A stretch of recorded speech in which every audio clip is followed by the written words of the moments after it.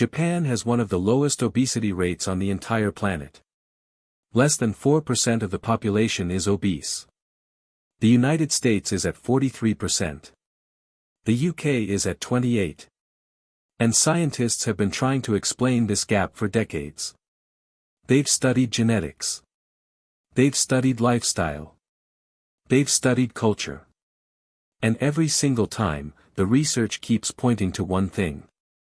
Not what Japanese people eat. How they eat.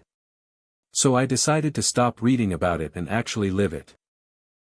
For 7 full days I followed the exact eating principles that Japanese culture has practiced for centuries. I changed nothing else. Same sleep schedule. Same workout routine. No calorie counting. No supplements. No fasting. Just food, eaten in a completely different way. What happened to my body over those 7 days I genuinely did not see coming. Stay with me. Before I walk you through every single day, you need to understand the 4 rules I followed. Because this experiment only works if you understand the logic behind it, otherwise it just looks like eating less and calling it Japanese. The first rule is called Hara Hachi Bu. It is a 2,500-year-old Confucian teaching that the people of Okinawa, the longest living, healthiest population ever recorded on this planet, still practice at every single meal today. It means eat until you are 80% full. Stop before you feel satisfied. That sounds like torture until you understand the biology. Your brain takes roughly 20 minutes to receive fullness signals from your stomach. So by the time you feel full, you have already overeaten. Every meal. Every day. For years. Hara Hachi Bu is simply eating in sync with how your body actually works instead of overriding it every time you sit down. The second rule is eat slowly and deliberately. The average Japanese meal takes between 20 and 30 minutes to finish. Not because the food is hard to eat. Because speed eating shuts off every natural signal your body has. When you eat fast you feel nothing until you feel too much. Slowing down means your digestion works properly, your satiety hormones activate on time, and you actually taste and register what you are putting into your body. The third rule is the balanced small plate. Traditional Japanese meals are built around a structure called a chiju sansai, 1 soup and 3 sides. A small bowl of steamed rice. A bowl of miso soup. 1 protein, almost always fish. 1 fermented or pickled vegetable. Every food group is represented. Nothing is piled high. Nothing is excessive. Your body gets everything it needs and nothing it doesn't. The fourth rule is no snacking between meals. This is the one most people struggle with the most, including me. Japanese food culture has almost no tradition of eating between proper mealtimes. No mid-morning biscuit. No afternoon crisps. No handful of something while standing at the fridge. Your body eats, digests completely, rests, and then eats again. That's it. Now let me show you what these 4 rules actually did to my body over 7 days. Day 1 was a reality check. Breakfast was miso soup, a small bowl of steamed rice, a soft boiled egg, and pickled cucumber. I ate every bite slowly. I stopped at 80% full. And within 2 hours I was staring at my kitchen with a level of hunger I hadn't felt in years.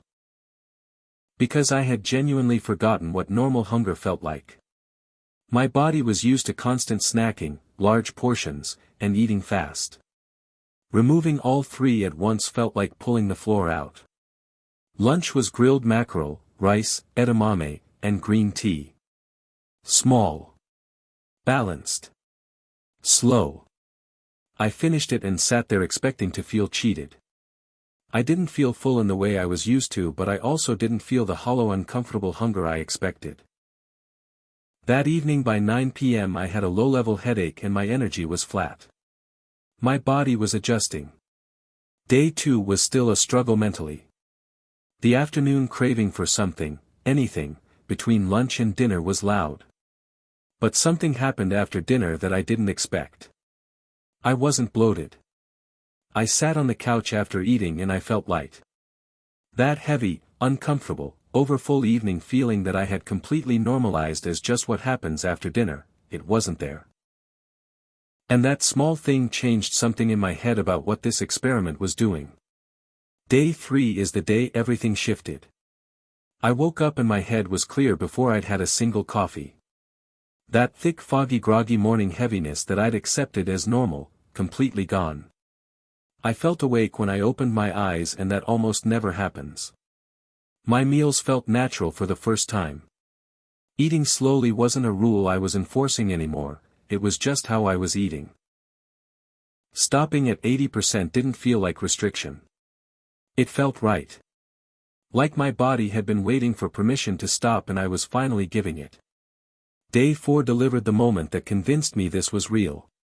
No afternoon crash. I'm talking about the 3 p.m. wall, that specific feeling where your concentration evaporates, your eyes want to close, and you instinctively reach for caffeine or sugar just to keep functioning. On day 4 it didn't come. I worked straight through the afternoon at full capacity. No dip. No fog. No reaching for anything. And I knew exactly why. No blood sugar spike from snacking. No blood sugar crash after. No overeating at lunch sending blood rushing to my stomach instead of my brain. My body was running on stable, clean, consistent fuel for the first time in a long time. Day 5 I looked in the mirror and noticed something I hadn't expected at all, my face was less puffy. Not dramatically. But the subtle puffiness around my jaw and under my eyes that I had looked at every morning for years and never questioned, it was visibly reduced. Less sodium. Less processed food. Less inflammation. Better sleep because I wasn't going to bed overfull. My body was showing the change in my face before it showed anywhere else. Day 6 I pulled out a pair of jeans I'd been silently avoiding for about 2 months. I put them on and they fit. Not just on, comfortably on. And I want to be clear about what that was. It wasn't dramatic fat loss in 6 days. It was the combination of reduced bloating, reduced water retention, reduced inflammation, and a digestive system that was finally being allowed to do its job properly. My body wasn't carrying around all that extra load anymore. Day 7 I weighed myself. I had done a proper weigh-in on the morning of day 1, so I had a clean number to compare against. 7 days. No gym changes. No calorie restriction. No fasting. No supplements. Just 4 rules applied to every single meal. 2.1 kilograms. That is what was gone. Not from starving. Not from suffering. From eating 3 real meals a day, slowly, in the right proportions, with nothing in between. Let me tell you the science behind why this works, because I don't want this to just be my anecdote. I want you to understand the mechanism. The 80% rule works because of a hormone called leptin. Leptin is your body's fullness signal. It is released from fat cells and travels to your brain to say stop eating. But that journey takes time, around 15 to 20 minutes.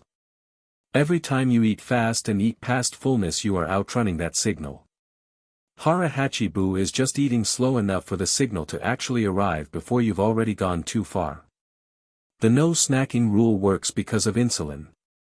Every single time you eat, a full meal or a small snack, your body releases insulin to process the glucose. Constant eating means constantly elevated insulin. High insulin blocks fat burning and promotes fat storage.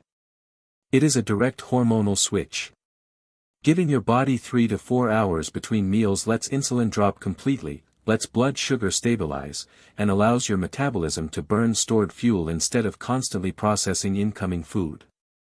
The balanced plate works because combining fiber, protein, and complex carbohydrates at every meal slows the release of glucose into your bloodstream. No spike means no crash. No crash means no craving. No craving means no snacking.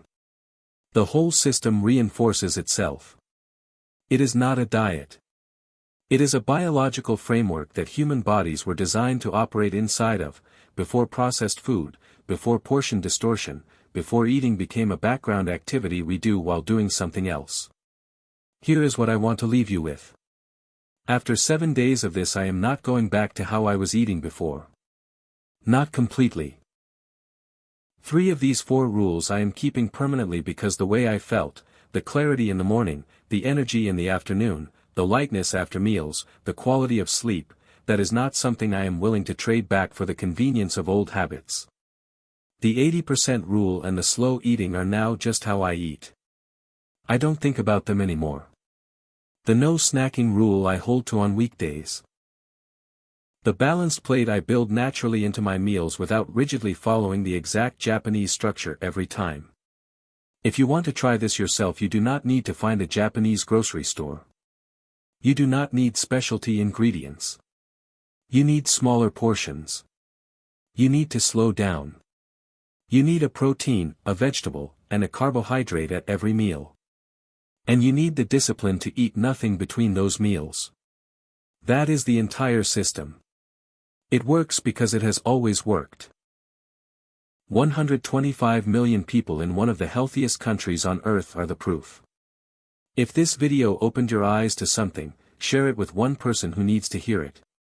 And if you want the full day-by-day breakdown, every single meal I ate across all 7 days with exact portions and preparation, that video is right here waiting for you.